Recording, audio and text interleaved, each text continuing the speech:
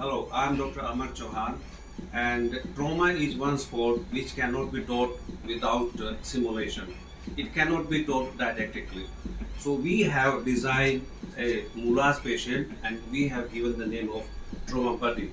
And most of the mannequins I have seen, they don't have any audio visual clue.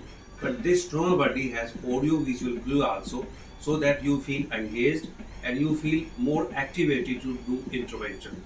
Now we will show the features of our trauma buddy. So when we switch on this button, now this is a patient of polytrauma basically. So now he is snoring. We know that patient in ultrasound syndrome they will come snoring. So what we have to do first, we have to do a jaw thrust. So once we do jaw thrust, that's one practice you can do. You can do suctioning, you can do BVM, you can put LMA also, and you can, if you want accordingly, you can intubate also. So this is the basically airway, and you can apply the cervical collar also. So these are the skill in airway you can try on our trauma buddy. Now coming to B. Now if a patient comes with distended vein and there is a abrasions, we have to be biased in trauma.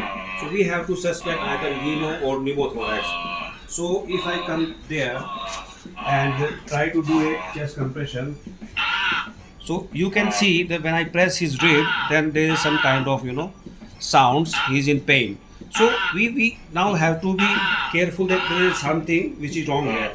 And with distended vein, low blood pressure, and decreased breath sound, decreased chest rise also, because you can see the chest rise. Come this side is less.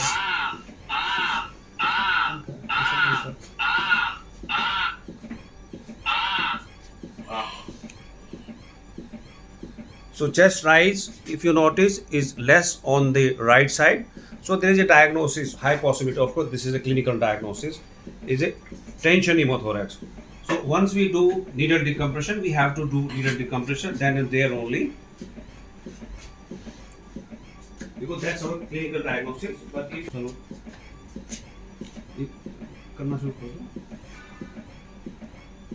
so this is the air which is coming in the syringe.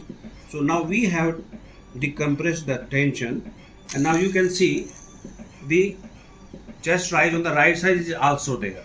So this is what we want to show actually to the candidates, that what actually happened when you do intervention and prior to intervention.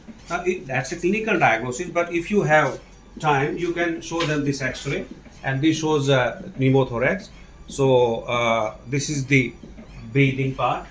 Now, coming to circulation, because I will be going through ATLS protocol. Now in circulation we have given 3 pulses: carotid, femoral, and the dorsalis pedis. So they are quite well palpable and they are tachycardic. Okay.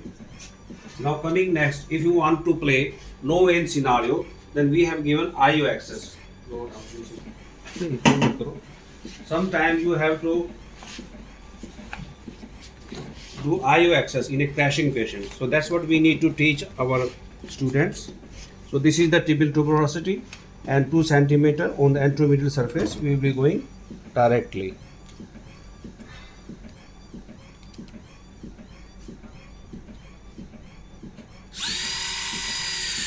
Get a giveaway feeling.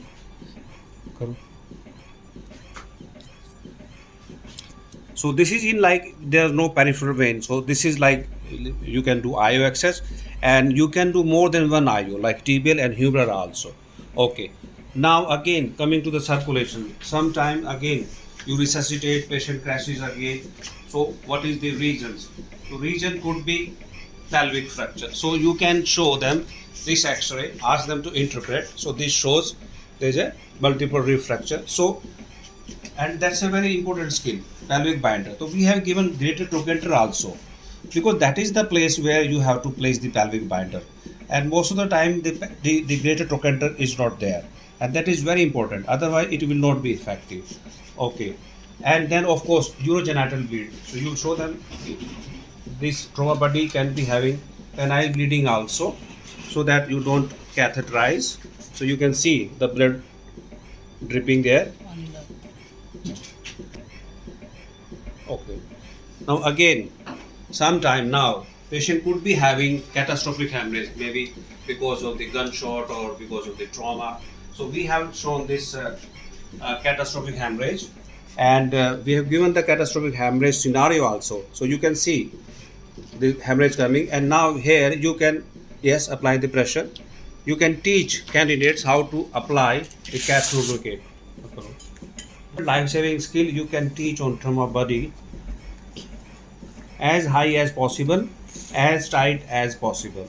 This is the way tourniquet is tried.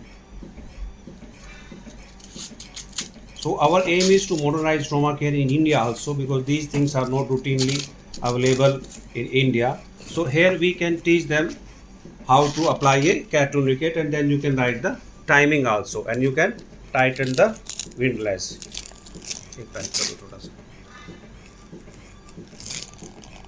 So that include our C part. Okay. Now the patient was, when he came, he was in altered sensorium. He was in altered sensorium. So what was the reason for that? So our candidate should be looking for some kind of head injury. So this is a head injury we have given, and then his pupil is dilated. So that is why he is in altered sensorium. Okay, that finishes our D. And then E, exposure and the environment. So if you low blood,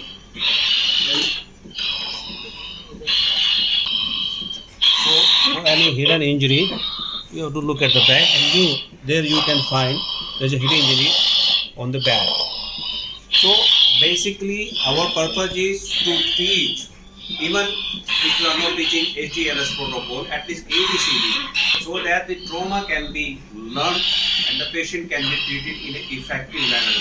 Because as we know, in developing countries, there are 6 times more chances of patient dying because of trauma than as compared to developed countries. So the way, the solution is to have a trauma buddy, teach them trauma management, resuscitation on trauma buddy, so that they can have hands-on experience and they can apply that knowledge, that simulation knowledge, into practical field, that is in the hospital. Thank you very much.